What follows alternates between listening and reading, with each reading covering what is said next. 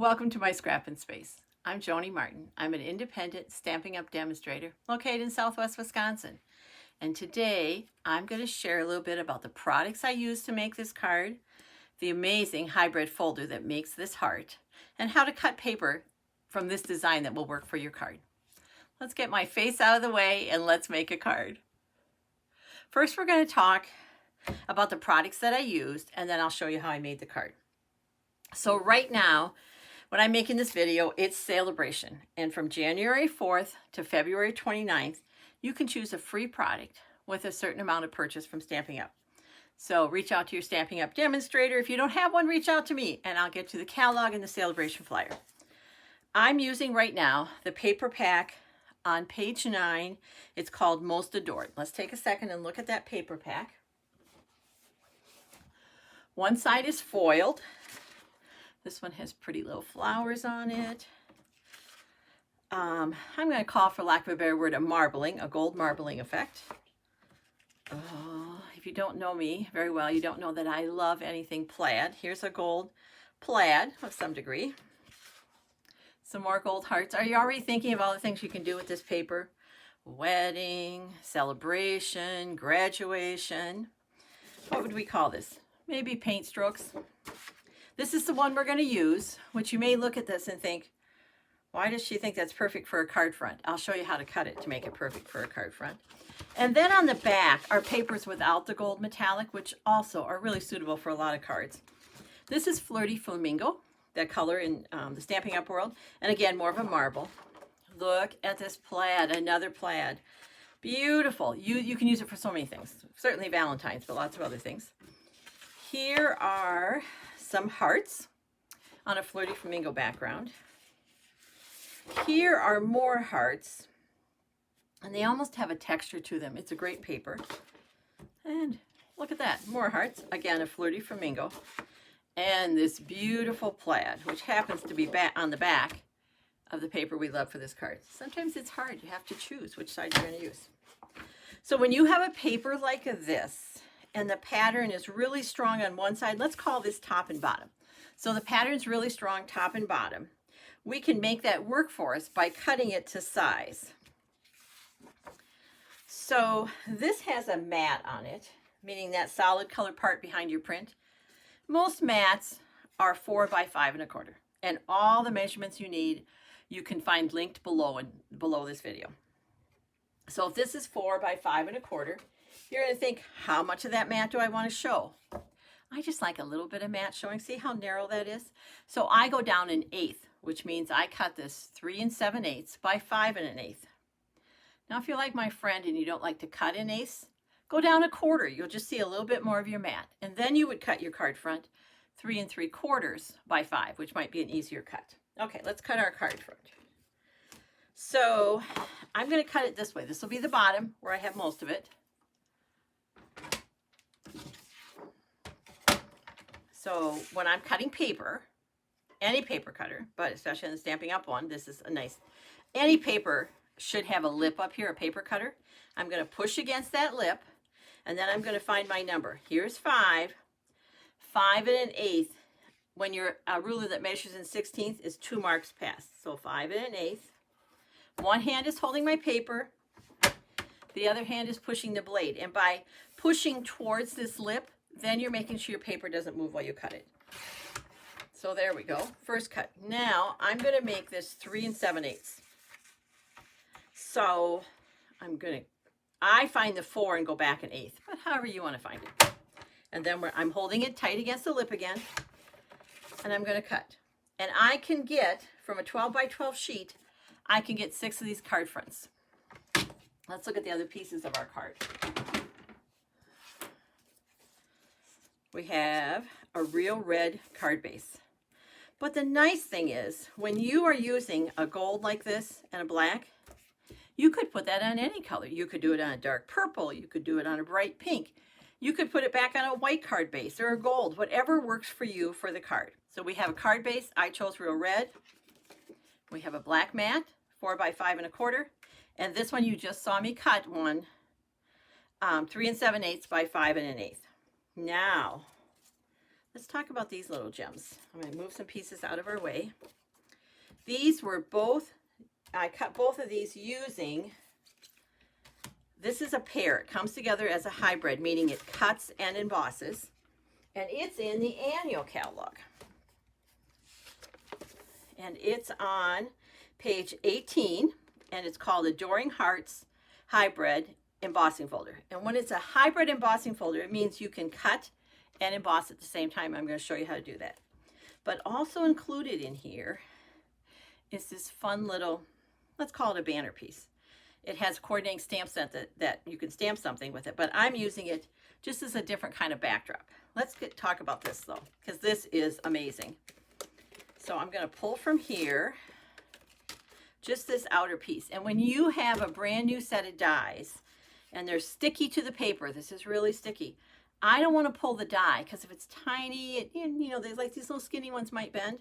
I want to pull the paper. So I'm going to hold on to the die and I'm going to pull the paper away from it rather than pull the die off the paper. Okay, so I have this and I have this. In any Stampin' Up! Embossing folder, we're going to look for the logo because that's the front of our folder. So I'm laying it front down, and then these just like fall into place. Like they go right where they're supposed to go.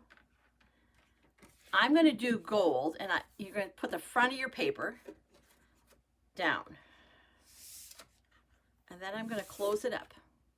I'm going to grab my cut and emboss machine. We're going to set this aside. I love that the sides go up and down so it doesn't take up as much space. Now, this is going to take plate 1 because everything takes a plate 1. And then because it's a thicker folder, there's a lot in here, we just need number 4, 1 and 4. Nothing's moved. Fold first, Stampin' Up! Logo on top. Always, always, always, always, I can't say that enough, you're going to put something on top of your folder or your die going through. You never want the top thing on your plate to be what you're die cutting or embossing. So I have a sandwich. I have my number 1 plate, my embossing folder, fold first, and number 4. And then we're just going to roll.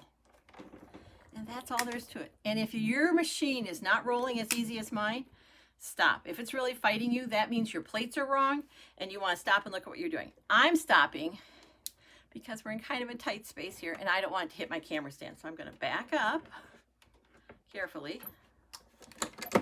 There we go. We're going to pull this aside because we're done with that. Pull this off, and let's look what we did. Look at that. I ended up with one run through 9 embossed hearts. And I did another card where I did on white. It's just as amazing when you do it on a solid color paper. It's not just the gold. So that's how easy it was to get my embossed hearts. Now let's make a card. I'll set all this aside. We'll use those. I'm going to use those on some more Valentine's cards. So I started with a real red card base. And again, all my measurements are on the blog post link below. And so we're just going to fold it. So let's get a nice tight fold on that. There we go. Now we're going to attach the piece we cut to the black matte paper. You can use what adhesive works best for you. And I use different adhesives depending on what I'm doing with my paper.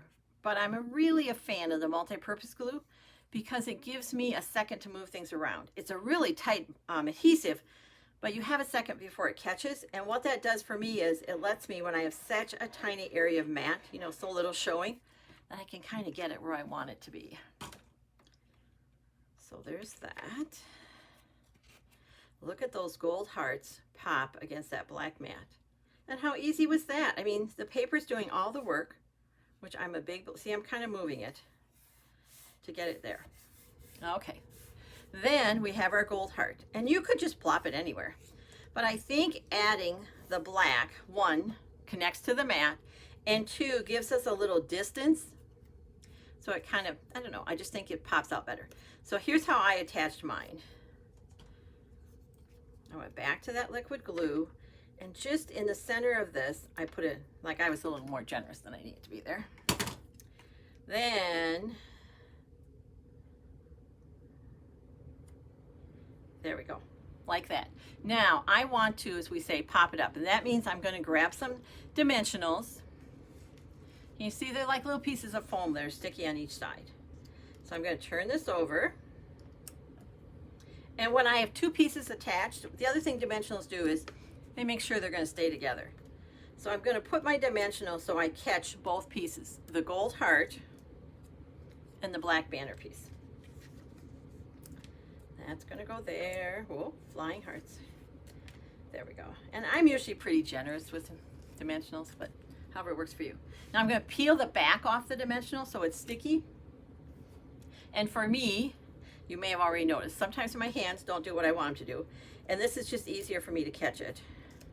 But again, however works for you. All right. And then I'm just going to put this right here. You can put it wherever you want on the card. And then we're going to attach it. Now this is a really smooth, flat surface. I know where it's going. I have plenty of room. So I'm going to grab a tape runner. It's faster. It's less messy. I like our Seal Plus. It's a little stronger and it seems to roll better for me. I'm going to open my card base. That's easier. And I'm going to make sure it's straight, because that's what these grid lines do to help. Because if my card base is straight, I'm more likely to get this straight. There we go. And your card is done. How quick was that? Now, I'm not doing anything for the inside right now because I don't know what this card's going to be when it grows up. It might be an anniversary card. It might be a gratitude card. Or I have a lot of Valentines to send, so who knows? It might be a Valentine. Thanks for watching. I appreciate it more than you know. If what I shared was helpful, please let your crafting buddies know about my YouTube channel. Be sure to subscribe so you don't miss future videos. And if you have a question about Stampin' Up! Products and you don't have a Stampin' Up! Demonstrator, I'd be honored to help you. My contact information is below. Until next time, take care and keep crafting. It's good for you.